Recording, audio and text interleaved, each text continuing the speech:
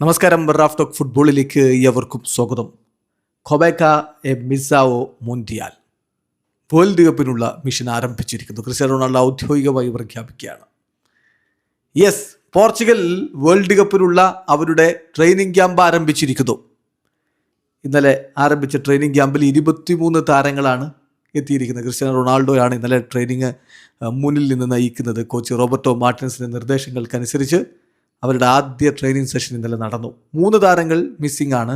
അതായത് Nuno Mendes, João Neves, വിറ്റീഞ്ഞ.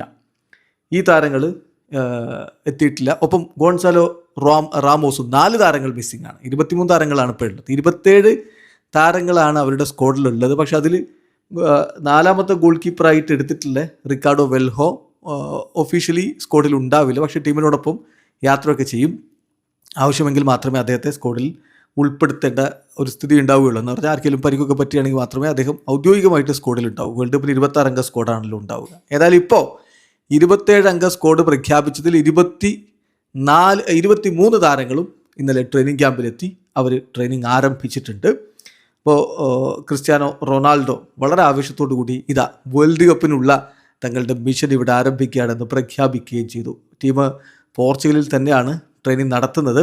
അപ്പോൾ അതിൽ അവിടെ തന്നെ വേൾഡ് കപ്പിന് യാത്രയാവുന്നത് വരെ അവിടെ തന്നെയാണ് അവർ തുടരുക. ജൂൺ 12-നാണ് അവർ യുണൈറ്റഡ് സ്റ്റേറ്റ്സിലേക്ക് യാത്രയാവുകയുള്ളൂ. അപ്പോൾ അതിനിടയ്ക്ക് പോർച്ചുഗലിൽ വെച്ച് തന്നെ അവർ 2 സന്നാഹ മത്സരങ്ങൾ കളിക്കുന്നുണ്ട്. ജൂൺ 6-ന് ചിലിക്കെതിരെയാണ് ആദ്യ സന്നാഹ മത്സരം.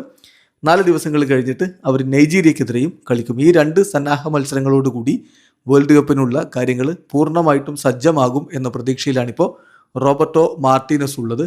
ഏതായാലും പോർച്ചുഗലിൻ്റെ ഇത്തവണത്തെ ഗ്രൂപ്പ് കെയിലെ പ്രകടനം വളരെ ആകാംക്ഷയോടുകൂടി ആരാധകർ ഉറ്റുനോക്കുന്നതാണ്. ആദ്യ മത്സരം അവർ DR കോങ്കോക്കെതിരെയാണ് കളിക്കുക. ജൂൺ 17-ന് രാത്രി ഇന്ത്യൻ സമയം 10:30-നാണ് ആ മത്സരം.